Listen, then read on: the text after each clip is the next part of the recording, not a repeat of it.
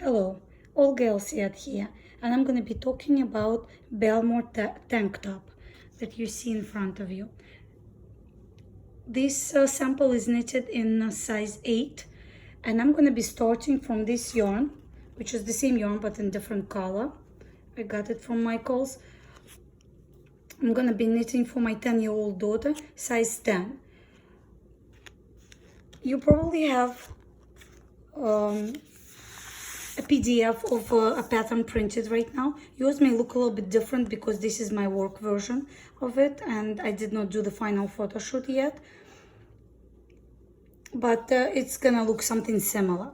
And as promised, I'm gonna be showing step by step as I'm knitting on this size 10 version how I'm making all the difficult parts of it, like connecting in the round, how to cross the stitches, how to make the 3-stitch increase, and all the other things that may be confusing in this pattern. Before we begin, I want to let you know that I'm knitting size 10 for my 10-and-a-half-year-old daughter who measures a little bit bigger than size 10. She's somewhere in between size 10 and size 12.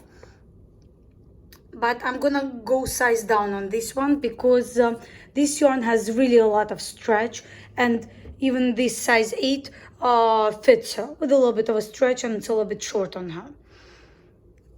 Once you pick the size, you should go through the pattern and circle the numbers for your size, because there are 8 sizes in this pattern and sometimes you may end up accidentally looking at the wrong numbers. So as soon as you begin, like look, size 10 is going to be 1, 2, 3, 4, 5th number in all of the numbers through the pattern. So you're gonna go and circle the 5th number everywhere. I went through all the pattern. All right, let's begin. For this size and yarn, I already had my swatch, which is my big sample size. I know that I need size 5 and size 6 needles. The rolled edge is worked, both rolled edges, the top and the bottom, are worked on a smaller needle. So are the straps. The needle should measure 24 inches, or how many centimeters is it? 61 centimeters from tip to tip. As you can see, I can stretch it in the camera. Or for smaller sizes, you may end up needing a shorter needle. For this top, I'm gonna use long tail cast on to cast on the stitches. Using a smaller size needle, cast on the required number of stitches for your size that you chose. It's a little bit tricky to do it through the camera, but I'm going to show you just a few stitches how I'm picking them up.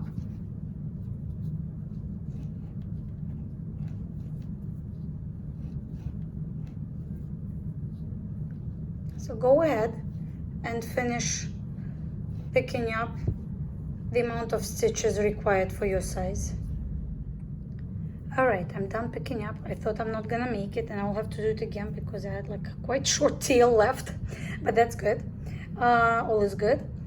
And now to connect this thing in the round, it looks tight, but trust me, after the first round, it's gonna be all okay. You're gonna spread the stitches as much as possible on the needle. Stretch them out, don't be afraid, as long as they don't fall off the needle. And as you stretch them out, make sure that it's not twisted anywhere. Like twisted, it would be like the stitches are turned the other way on the needle. They all have to go, the bottom edge should be all on one side, as you can see, from end to end.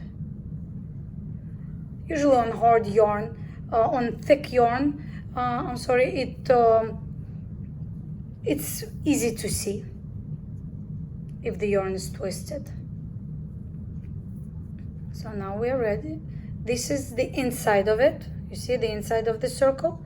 Now we're gonna flip it to show the outside.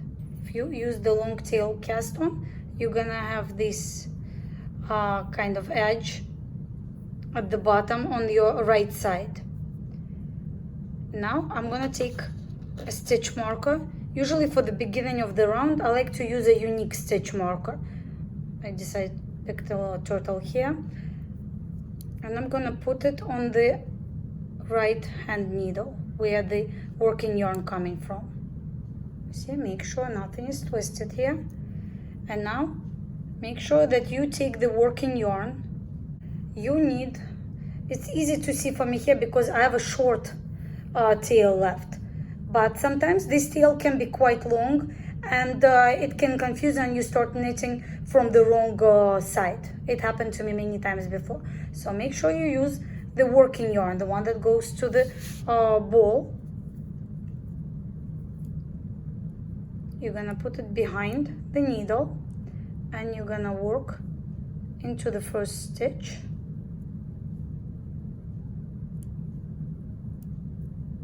And now this is a tricky part. You need to try to make it as tight as possible so you don't have a gap here.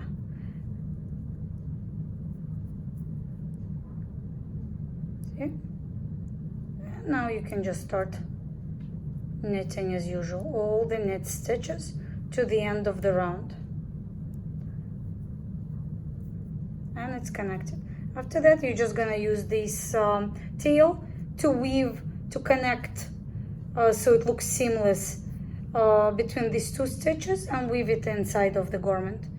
And it's gonna be a seamless, perfect garment. This is going to be the back, the middle back of the tank top.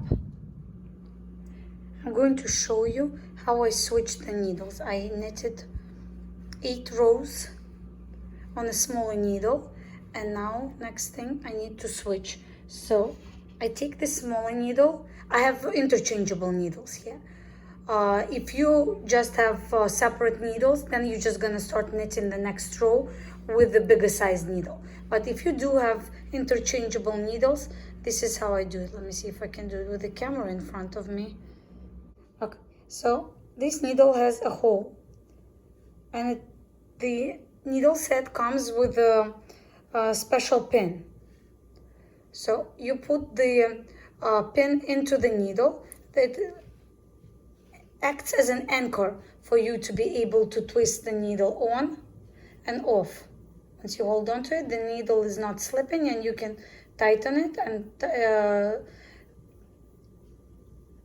or make it looser. And here I am switching the needle. I'm gonna make it as tight as possible. Now let me not mix them up. Right away take the right size.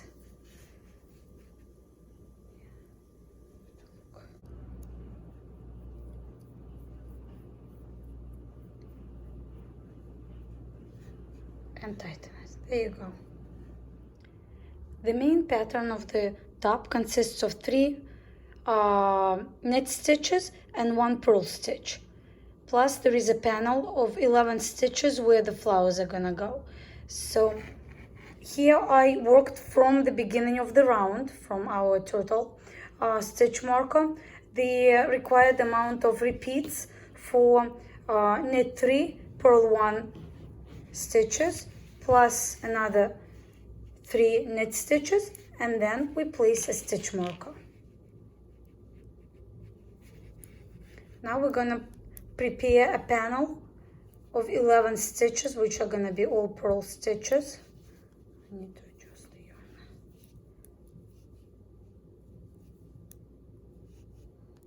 My purl stitches actually looking the wrong way here.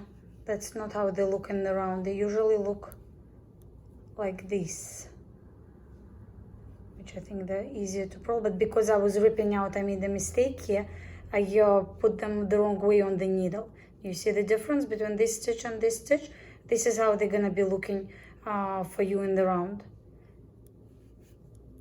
So this is purl stitches. How many? 3, 5, 3, 8, 9, 10, 11. Let me double check. 5, 11. I'm putting another stitch marker, and I'm gonna finish in 3x1 rib to the end of the round. After that, I am going to work according to instructions another 1 to 3 rows.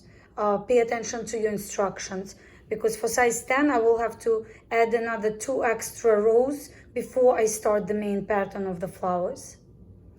So pay attention to your instructions.